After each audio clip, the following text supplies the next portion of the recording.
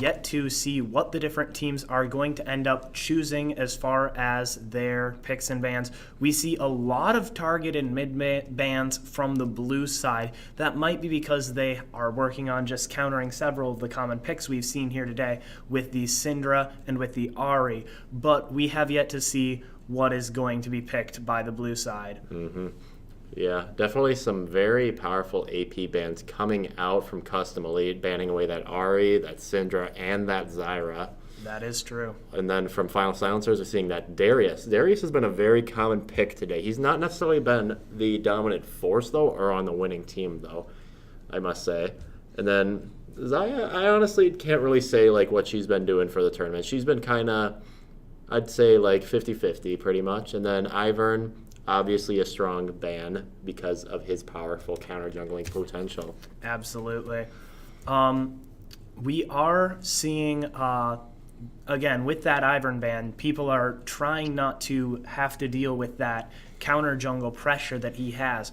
Karma is picked for support on the red side, and we have a lock-in A-Soul for the blue. Aurelion Sol is one of those champions that I don't think of being like that high tier. He's just such a weird play style to work around, and he just feels so squishy to me. So it'll be interesting to see how that goes up against an Orianna lane.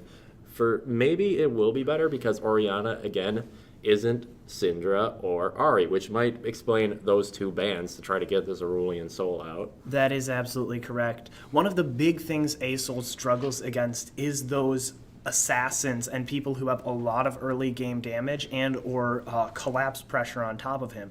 With most of his damage being at a very solid attack range, slightly outside of the auto attack range of most AD carries, it allows him to create a powerful zone of defense, which is really weird because A-Soul combined with Lucian is not a combo that you usually think of.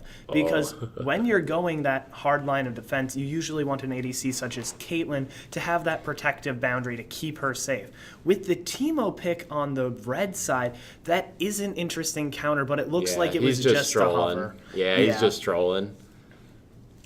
Yeah, definitely both very strong team comps. Not exactly like sort of the template we've been seeing. Yes, the Lucian and the Karma are very on with what we're seeing, but the Aurelion Sol, the Taric, the Ori, and also like actually the Lee Sin. Lee Sin has not been a top pick jungler for this time around, I must say. Absolutely. I think especially if they lock in Zac for the jungle here, and I think this is a Lee Sin hover, not an actual serious pick of him, but with this Zac that was picked in the jungle, they're definitely going to be looking to throw a lot of early pressure towards the mid lane. If you can get that A-Soul out of his lane and roaming, he basically has the roam potential of a second jungler with that E able to cross massive expanses of the map and prepare for massive team fights. It will allow him to help other lanes snowball as well as snowball himself. I think the early focus on mid is quickly actually going to shift towards bot lane with that Taric Lucian combo. Yeah. Ooh, I like what Final Silencers are doing here. They're taking that Orianna and they're running a Maokai and a Lee Sin. Two characters that can take that Orianna ball in and then dive, Ori ults, and then that Twitch can just unleash with his... Is it Rat-a-tat-tat now, or...? I believe it is, yes. They keep changing it, so... They do. It used to be spray and pray. Now it's, as we said, rat-a-tat-tat. But with that powerful ult, that is also countered directly by the Taric in this game. Because the power of rat-a-tat-tat, it does true damage to basically the entire team at the same time. If Taric is prepared for this coming in with the Twitch, he does have the potential to set up with his ult and negate the damage that the Twitch is doing. But again, Taric will have to be on his A game to know when to ult so that the Twitch will not have full effectiveness with that ult. Yeah, I or, agree. The Orianna ult as well, because they're definitely going to be looking to get that massive clumping and then lock it in with the Twitch. Ooh, that was close there. I don't know if you saw that. Taric accidentally had to ignite there and last second switch to exhaust. Oh, very nice strategy, especially because there isn't really any healing other than the Maokai's on the red side, which means Ignite is not going to be that effective. Yeah, Taric, though, he does have to channel that ult for a while, so he has to be very aware of what's happening in the game around him and be looking for vision control everywhere, so he has that pre-awareness before having to be the twitch is there, he's already going off, and you're dead. Absolutely. With the A-Soul, though, it is interesting to note that A-Soul against Orianna, personally, I would have expected him to not take Ghost, but instead take Exhaust as his summoner spell. Now, I think he did the Ghost just because repositioning overall in a team fight, especially against a Lee Sin, is going to be very important.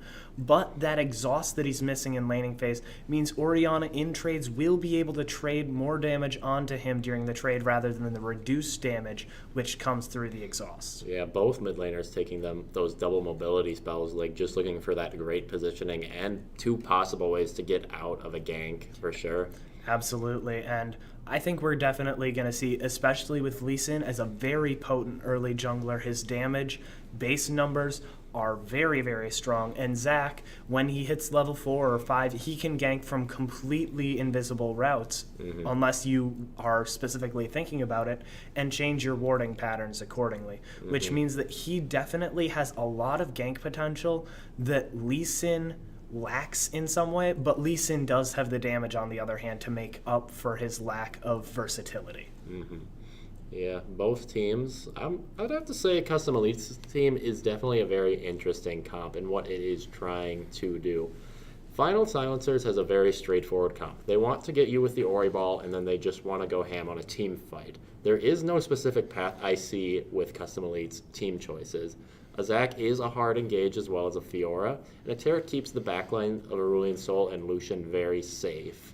So I think the work definitely is going to be done here by the Lucian and the Fiora, and we'll have to see how Aurelion Sol transfers into the laning phase, the mid game, and the late game. Absolutely. One thing to note is that with Aurelion Sol, most of your damage comes from the constant cast you have on your W. It drains your mana, but it pushes your stars that are hovering around you further out and makes them do more damage.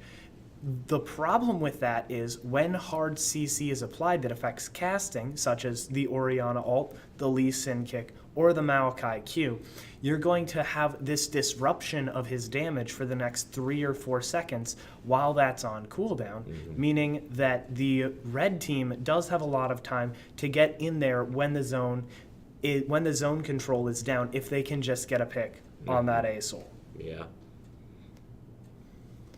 The game is loading up right now, and we will be jumping in very shortly.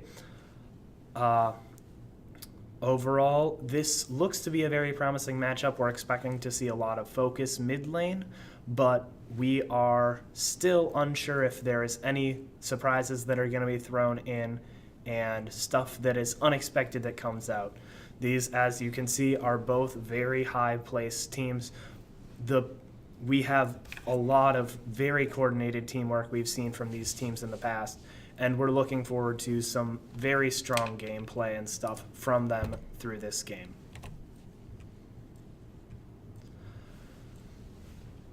Overall, we are loading in at the moment, and it seems that all of the people are going to be heading to their respect. Oh, we have a game pause, which is odd. For the time being, while we're trying to fix out those issues, we're going to move to a quick intermission, then allow them to figure out what's going on. Likely a DC. It happens. It does. Yeah, hopefully not another power outage.